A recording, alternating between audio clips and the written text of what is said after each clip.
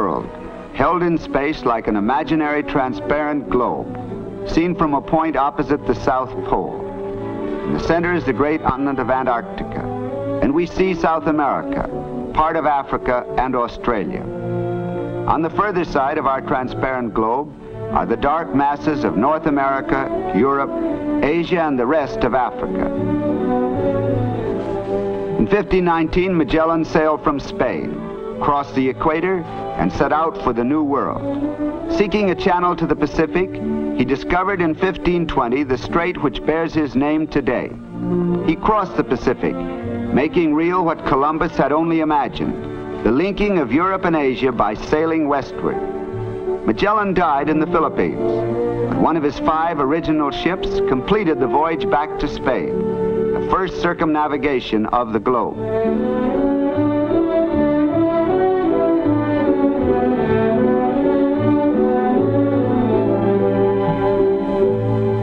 Thus, Magellan was the first European to set eye on the region we know as Chile, when he made his way through the tip of South America, which of all the continents lies nearest the South Pole. Down the Pacific coast stretches the 2,600-mile length of Chile. The central part is today rich and prosperous, but the southern part is still remote, comparatively unpopulated, largely unknown. Yet how richly it deserves to be known. This land of beauty, this region so full of contrasts in its gifts from nature.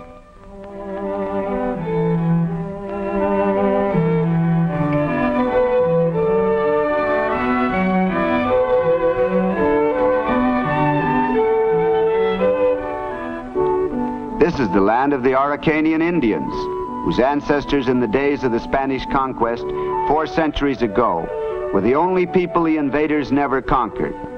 Today they are only a remnant of that great tribe. The Araucanians still spin their wool in the way their ancestors spun llama wool when the wondering gaze of Europeans first fell upon the Indians of America. Through the years, the growing settlements of the white man gradually forced the Araucanians southward. Here in southern Chile, they live on reservations like North American Indians. But this homeland is their own, secured to them by the Treaty of 1883 with the Chilean government.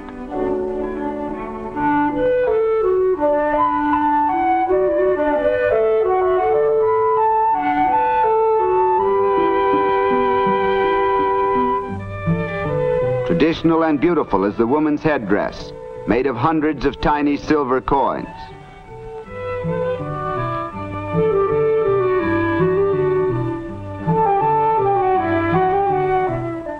They cling tenaciously to their old ways, such as this method of cleaning peas.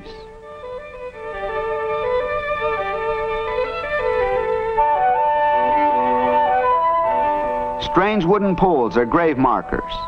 When these people need rain, they tie a black bull to the pole. When they want clear weather, they use a white animal. And they keep the forms of their old religion.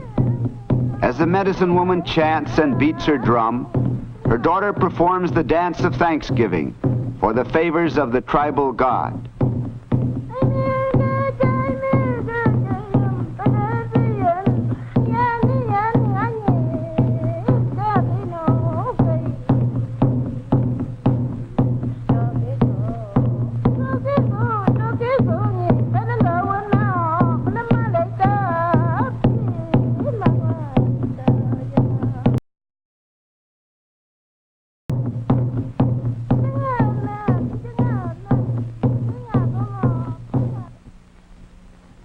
More than 70% of Chile is mountainous. Some of these mountains are volcanoes, which may become active at any time.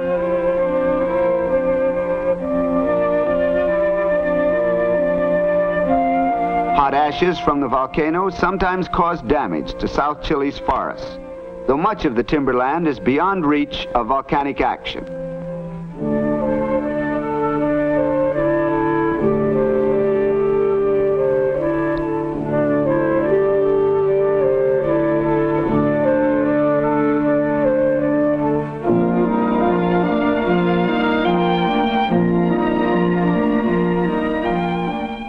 inhabitants of the forest clearings have been timber cutters ever since colonial days.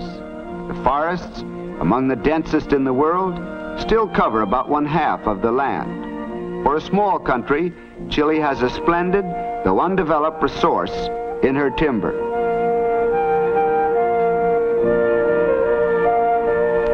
Lack of adequate transportation hampers exploitation of these forests. South Chile lacks railroads, and few of the rivers are of the slow, timber-carrying kind. But the region abounds in small, turbulent rivers filled with the melted snows of the Andes. These streams, if harnessed, would add greatly to Chile's use of electric power. In the rich Central Valley further north, Chile uses more electric power per capita than any other country south of the United States. To the uninitiated, a great surprise of South Chile is its beautiful lake district. There are 10 large lakes and many smaller ones.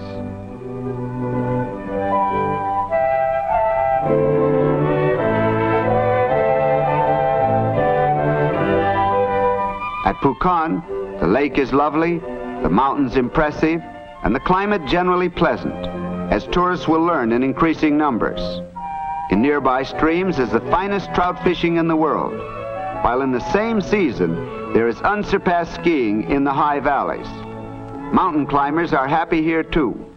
There are still a number of unconquered peaks in the Chilean Andes.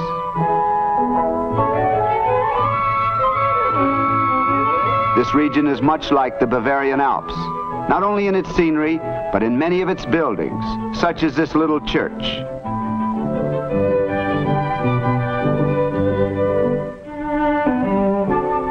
In the towns, too, we can trace the German influence, naturally enough, because generations ago, many Germans settled in this section.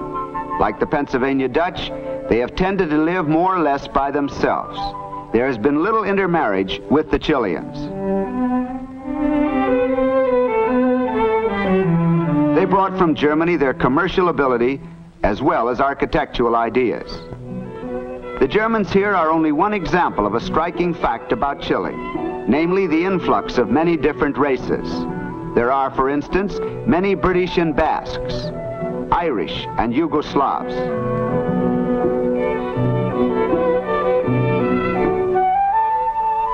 The port of Castro is on the island of Chiloé, where the real South Chile begins.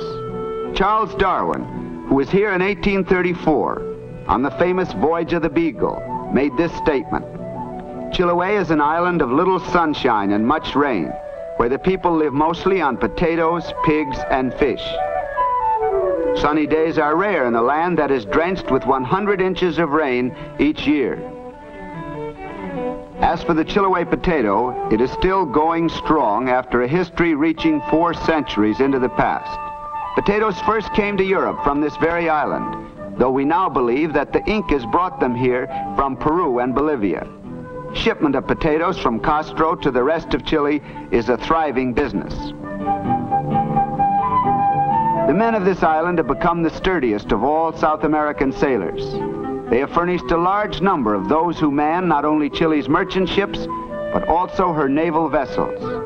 They are descendants of the unconquerable Araucanian Indians and the adventurous and hardy Spaniards who came to Chile centuries ago.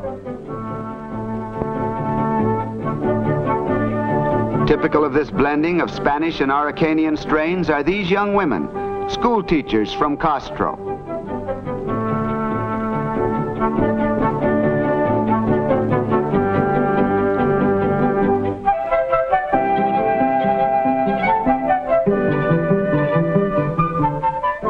Bound south by ship, touching the island of Chiloé at its port of Castro, and then over the rest of an amazing 1,000-mile voyage, by open sea when weather permits, by the inland passage when the weather is bad.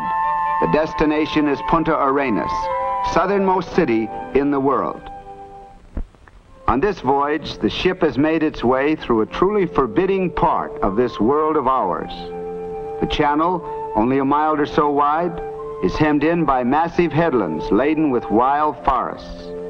Beyond the shores lie vast areas still unexplored. There is constant mist and rain.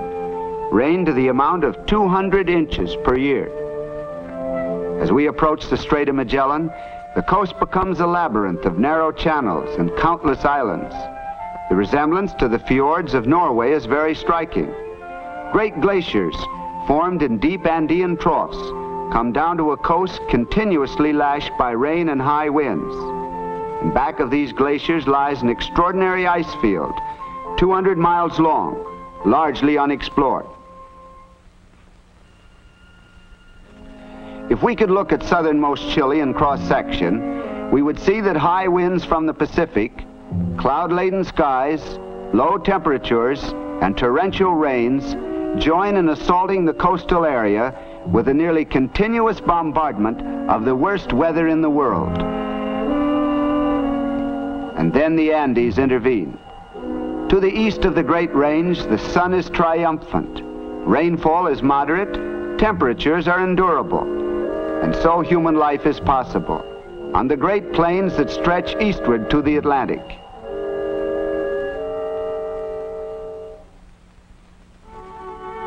Yes, at journey's end, at the town of Punta Arenas, the world again takes on its accustomed look. After the long journey from the north, much of it through uninhabited regions, here is a busy and attractive little port of 25,000 inhabitants.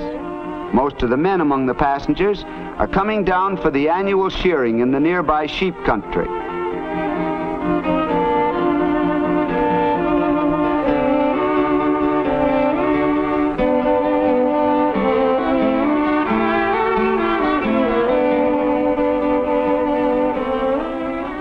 A statue of Magellan recalls to us the greatness of his achievement.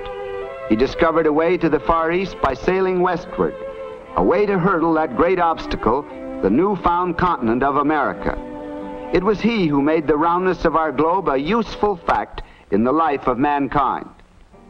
Tierra del Fuego. On calm days, one looks across the strait to the shores of a land bearing a name every schoolboy knows, Tierra del Fuego, the land of fire. To Punta Arenas clings the great tradition of the clipper ships, for these gallant vessels of the old sailing days had this as a port of call. Seeing the strait lashed by a 60-mile gale, one salutes the skill and hardihood of their crews. Yes, and of Magellan's men too, who took their ships through from ocean to ocean. There are few days when the prevailing westerlies are not blowing.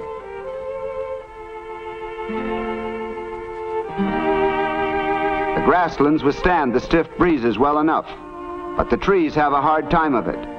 We are in Chilean Patagonia now, and unlike the flatlands of Tierra del Fuego and of Argentina just to the north, this area is in some parts wooded and hilly, even mountainous. But trees exposed to the winds become weirdly deformed and denuded.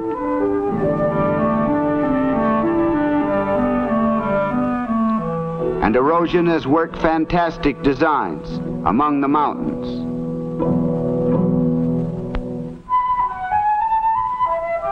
The sheep-raising area, appearing now in white, includes the flatlands of Chile reaching to the Atlantic on both sides of the Strait of Magellan, and a large part of the Patagonian plain of Argentina. Strangely enough, the great value of this region for sheep-raising was not realized until about 1877, when enterprising newcomers from England and Scotland started it all. By 1885, there were about 40,000 head of sheep. In another half dozen years, there were 500,000, and today there are more than 3 million.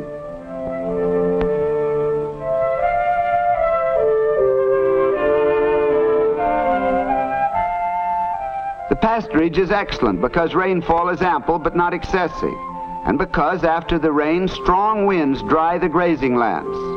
Prevailing temperatures favor the growth of the wool. Ownership of the ranges and herds is largely Chilean, but the management is commonly in the hands of experts from Great Britain or Ireland. Altogether, this is a sheep-raiser's paradise, much like North Scotland or the Hebrides. It's pretty nice for the sheep, too. Of course, they don't know that each year about 1 million of them go to market to be turned into choice mutton.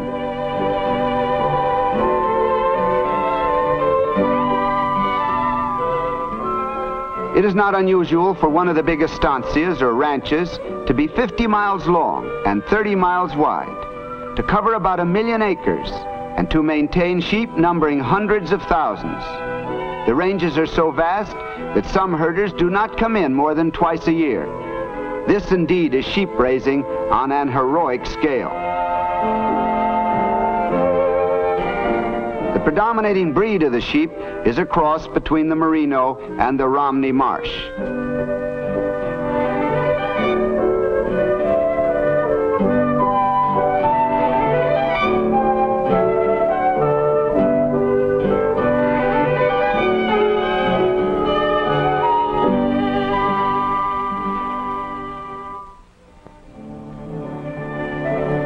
The great event here in the Chilean sheep country is the clip, or shearing. The men who do this work are experts who turn up once each year. Many of them came in on the boat from Chiloé.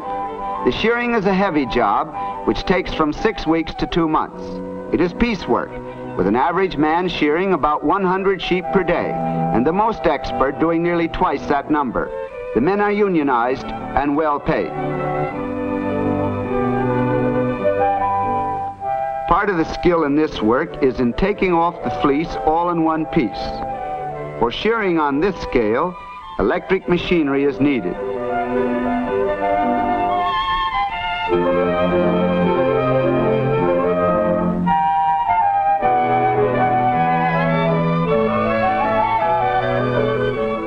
The wool goes to expert graders who decide on its quality and classification. These specialists are often men who have come all the way from England just to do this work.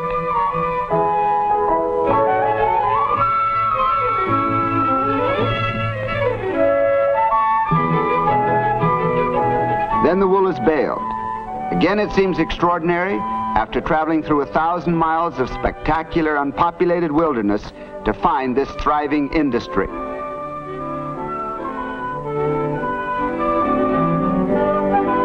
One of the results of the unionization of these men is that the employer is required to provide 3 or 4 pounds of fresh meat every day for each man.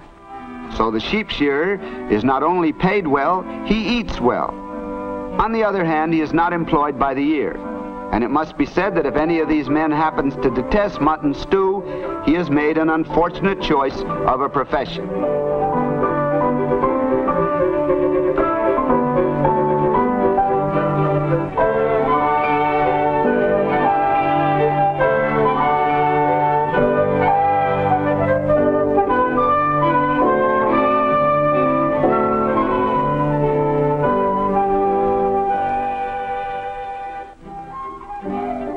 As for the sheep, what they get after the shearing is a complete surprise.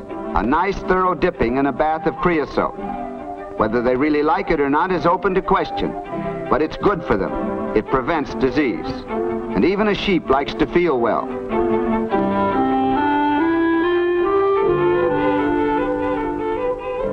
Soon the sheep will go out again for another year on the range, while their recent coats of fleecy wool, now carefully baled, start the journey to the docks at Punta, and from there to countless spindles and looms in distant lands.